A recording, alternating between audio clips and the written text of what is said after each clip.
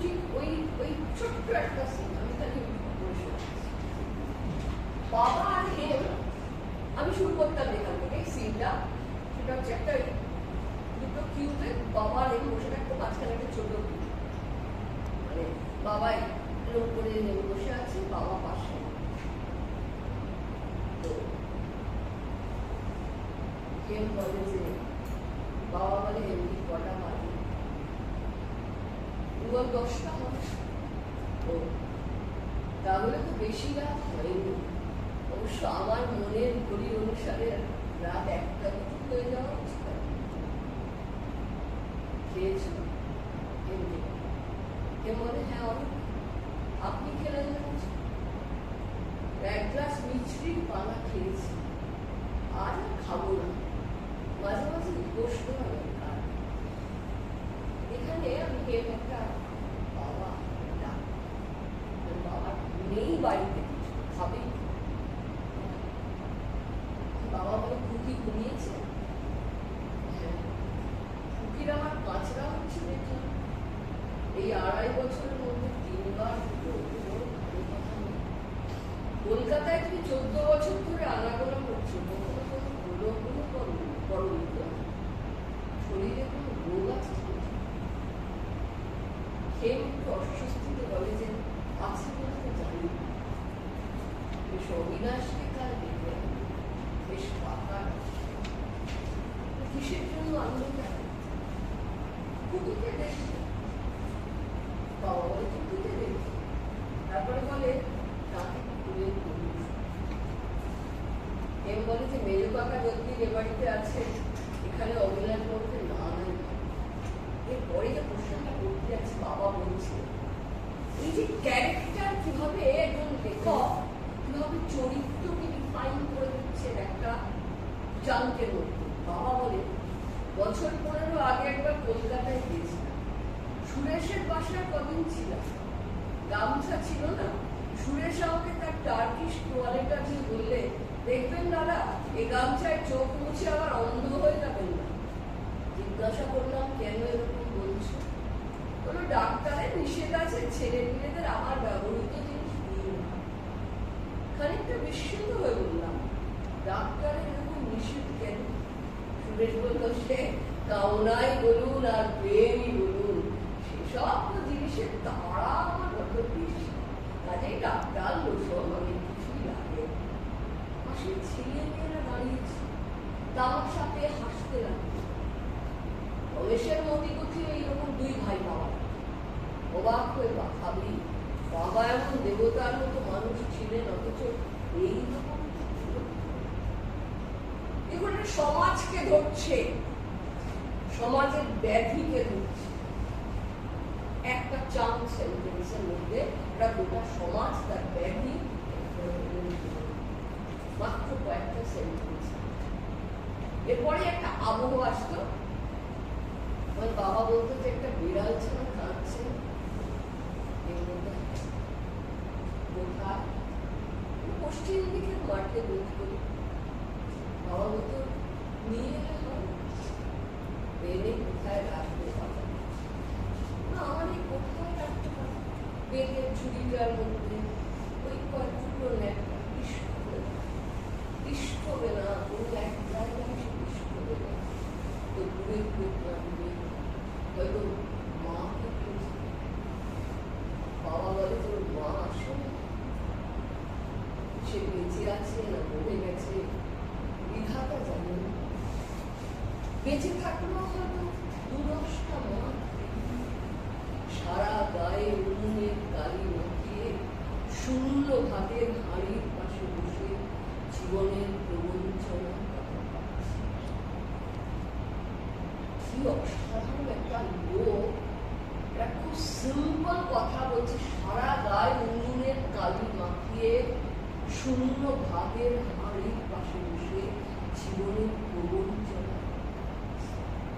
এই যে দৃশ্যকল্প, এটা আমাদের জীবন থেকে হারিয়ে গেছে। আমাদের জীবনে এখন উনুন নেই, তাই উনুনের কালি। আমাদের জীবনে এখন শূন্য হাতের হাঁড়ি নেই, তাই আমরা এই প্রবঞ্চনাটা বুঝি।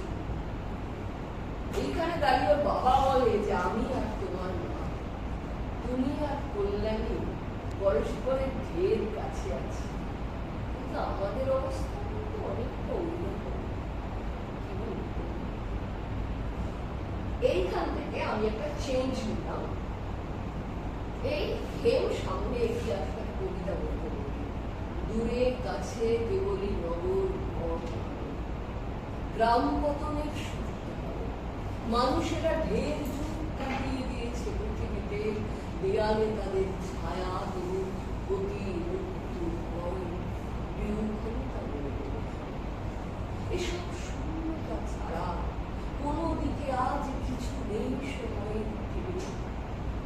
তবু ব্যর্থ মানুষের গ্লানি, ভুল চিন্তা, সংকল্পের অবিরল মনোবলে ঘিরে স্নিগ্ধ এক দেশ। এই পৃথিবী, এই প্রেম, জ্ঞান আর হৃদয়ের এই দেশ। এখানে সিনেমা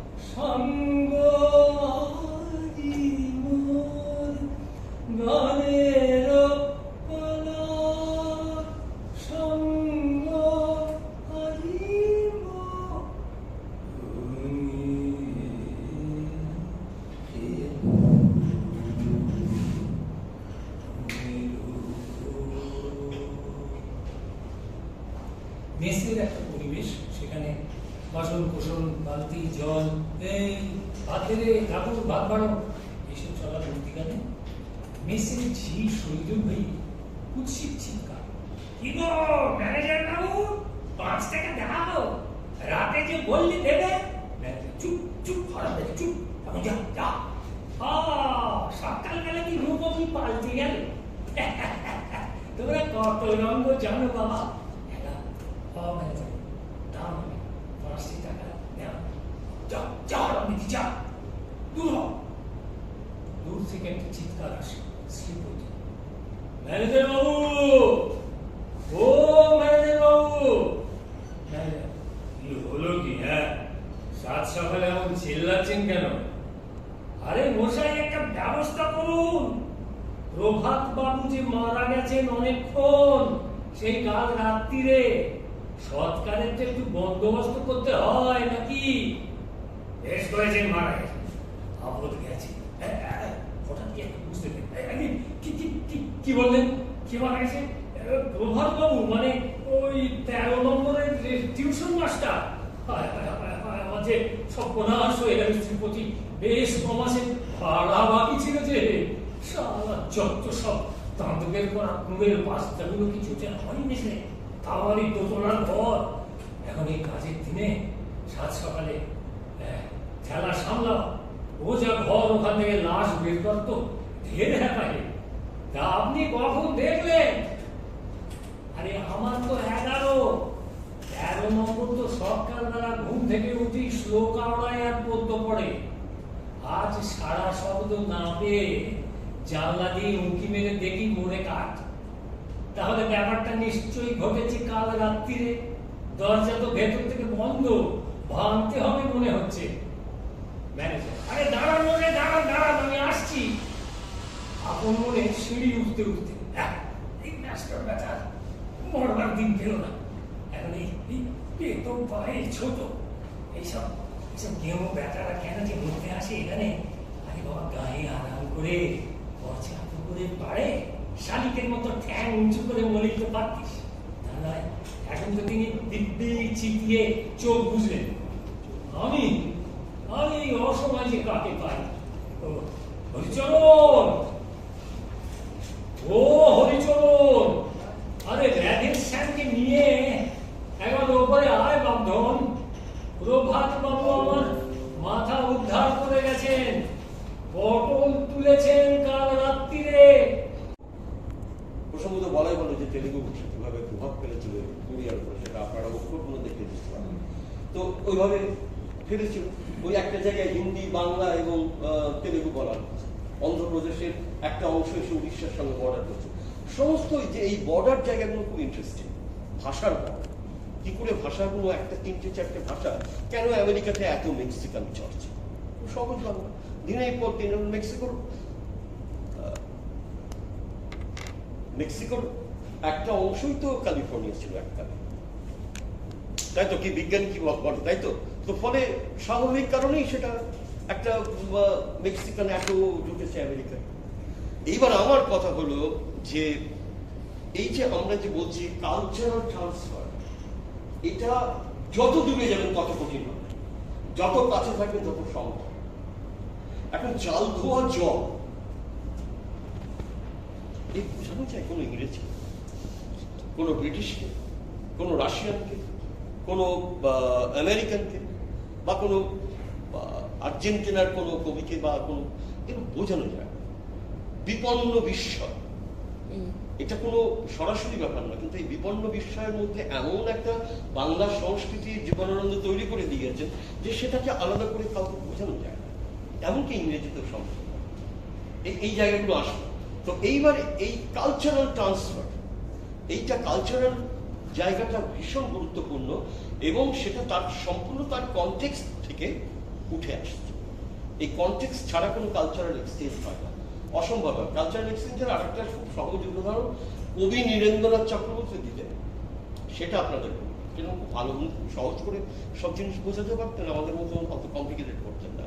বললো, শোনো বাবা, তুমি বম্বে থেকে এক বাক্স আম তুলে দিলে ট্রেন, এক ঝুড়ি আম, দারুণ আম, তুমি খাবে টাবে বলে বাড়িতে বসে আছো, প্রস্তুতি নিচ্ছ, কি দারুণ ব্যাপার। সেই আম তুলে দিলে, এটা উনি তখনকার পূর্ণমন্দিরের মানুষ, এই সময়ের কথা বলছেন। এখন এভাবে হয়তো আসে না, এখন অনেক আধুনিক ব্যবস্থা হয়ে গেছে, হয়তো জোম্যাটো পাঠিয়ে দেয় না। তো তখন ওই আমটা তুলে দিলে, তো সেই আম যখন হাওড়াতে নামলো তখন ঝুড়িটা পৌঁছলো, আমটা পৌঁছলো। এই হচ্ছে কালচারাল ট্রান্সফার। তুমি মোটামুটি ভাষাটা দিয়ে ঝুড়িটা রাখতে পেরেছো, কিন্তু ভেতরে আম ছিল না, জাম ছিল না, কলা ছিল না, লেবু ছিল, সেটা কিন্তু বোঝাতে পারবে। এই যে এই একটা কঠিন জিনিসটাকে উনি এত সহজ করে বলে দিলেন যে কালচারাল ট্রান্সফার, এইটা বোঝা যায় একটা ভাষায়।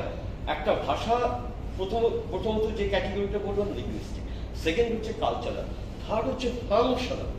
এই দুটো নিয়েই থার্ড কিন্তু জেগে আছে যে পারপাসটা একটা অনুবাদ তার টার্গেট অডিয়েন্স, আমাকে সেটা ঠিক করতে হবে। আমি যখন অনুবাদ করছি আমার টার্গেট অডিয়েন্স কি, আমি যদি বাংলায় করি, আপনারা এবং আপনাদের মতো আরো অনেকে, একটা কবিতা শুরু হবে লাশ কাটা ঘর, এরকম একটা শব্দ, অসম্ভব আন্দোলন, অসম্ভব, মানে মেডিকেল কলেজের শব্দ করতো, লাশ কাটা ঘর।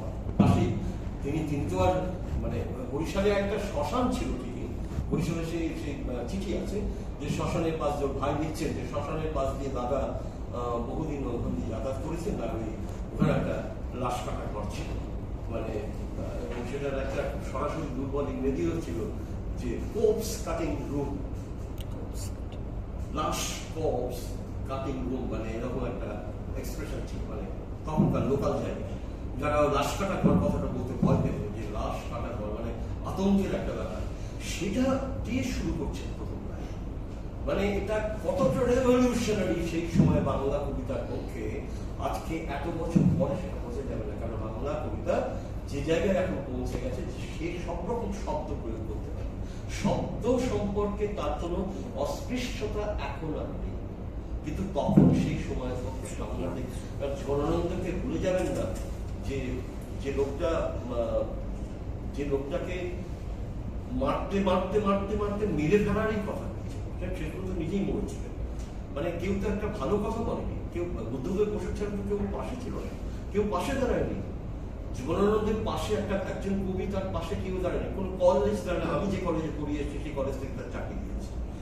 তো কোনো জায়গায় তিনি স্থান পাননি, কোথাও ভালোবেসে কেউ ডাকেনি, কেউ তাকে নিয়ে বড় বড় লেখালেখি করেননি। এখনকার জীবিত কবিদের নিয়ে যেরকম ভয়টা, বা তখনও যা হয়েছে, কখনো তিনি রাস্তা দিয়ে কোনো ঘাট দিয়ে কাউকে সঙ্গে দেখা হলে পালিয়ে লুকিয়ে চলে যেতেন। মানে যেটা ক্লিন্টন বি সিলির ভাষায় হচ্ছে পেইনফুলি ব্যাশফুল।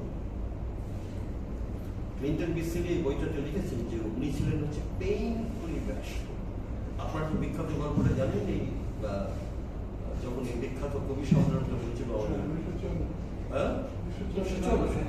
যে বিখ্যাত কবি সম্রাট হয়েছে সেনেট হবে না, তো সবই এই পাড়ার গল্প। জীবনানন্দের বেশিটাই হচ্ছে এই পাড়ার গল্প, মানে কলস্টিক অঞ্চল।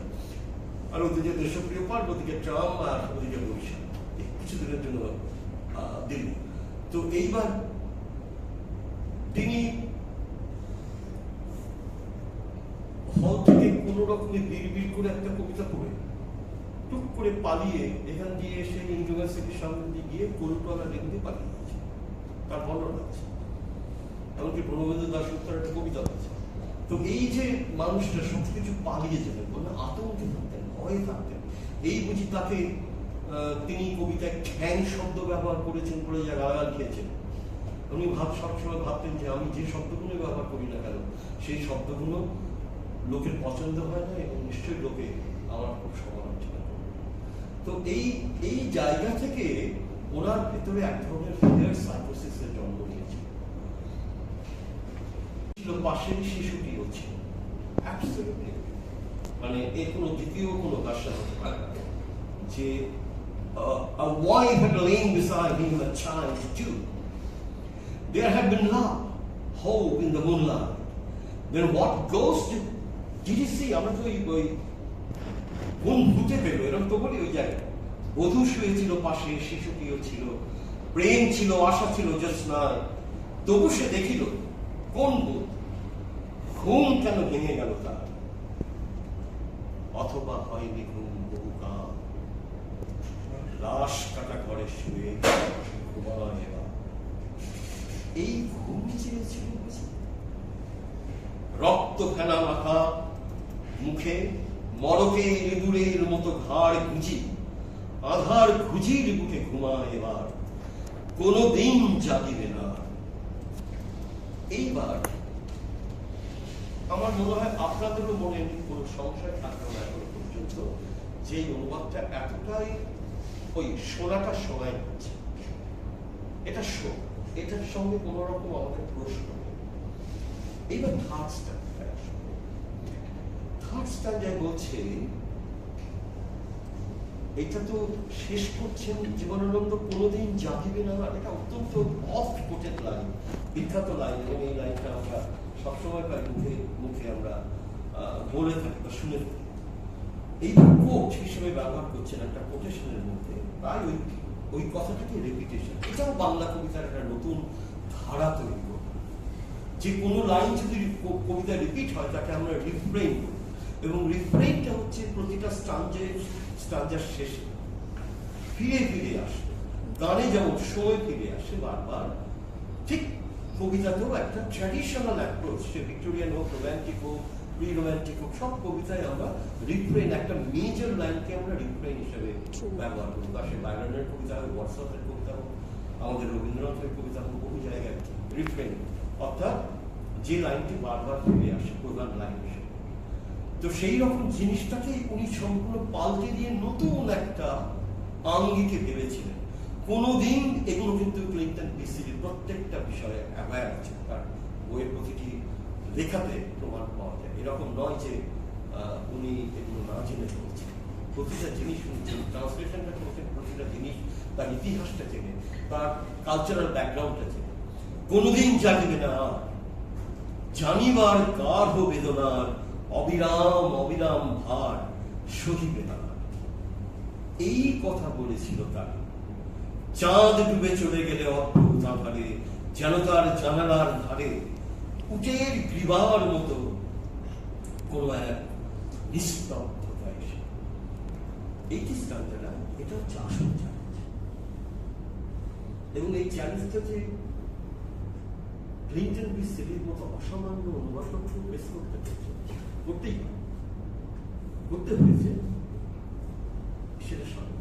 এটা তো একটা স্টান্ডার, একটা জায়গায় সমস্যা। যে তরুণ ডব্লিউ ইয়েটস যখন তার হাতে গীতাঞ্জলির অনুবাদ পৌঁছল, তার বর্ণনা আপনারা করেছেন যে লন্ডনের ডাবল ডেকারে উনি যাতায়াত করছেন, হাতে ছাতা তো মাস্ট লন্ডনে, তো হাতে ছাতা, এক হাতে ছাতা আর এক হাতে রবীন্দ্রনাথের অনুবাদ নিয়ে বাসের একটা কোনায়, ওই একেবারে খোলা বাসের উপরে একটা কোনায় বসে আছে, ভুলে যাচ্ছেন স্টপেজ নেমে পড়ে, যে নামার কথা সেটা ভুলে গেছে, পড়ে যাচ্ছি না, এতটা মুড হয়েছে। এবং সেই অনুবাদ, যে অনুবাদ হচ্ছে প্রোজ রেন্ডারিং, এবং সেইখানে সেই প্রোজ রেন্ডারিং এবং সেই ভিক্টোরিয়ান ইংরেজিতে লেখা, এবং ডব্লিউ ইয়েটস হচ্ছে নতুন শতাব্দীর কবি, নতুন ভাষা উঠে আসছে তার কাছে, এবং তিনি তরুণ তুর্কি, সেই সময় তিনি পৃথিবী বিখ্যাত কবি হতে চলেছেন। এবং সেই তরুণ ডব্লিউ ইয়েটস আয়ারল্যান্ডের জাগরণের সঙ্গে তার কবিতাকে যুক্ত করতে পেরেছে, আয়ারল্যান্ডের রেনেসার সঙ্গে নিজের নাম জড়িয়ে রয়েছে। সেই কবি, সেই তরুণ কবি, যিনি রবীন্দ্রনাথের মতোই ভবিষ্যতে নোবেল প্রাইজ পাবেন, সেই তরুণ ছেলেটি লন্ডনের বাসে বসে পাগলের মতো রবীন্দ্রনাথের এই বইটি পড়ে যাচ্ছে। এবং সেই অনুবাদ বলা যেতে পারে অর্ধাংশের অনুবাদ, বলা যেতে পারে শুধুমাত্র প্রোজ রেন্ডারিং। তার মধ্যে যে গভীর জায়গাটা রবীন্দ্রনাথ বাংলায় ধরতে পেরেছেন, তার অর্ধেকও ধরতে পারেন ইংরেজি অনুবাদে। আমরা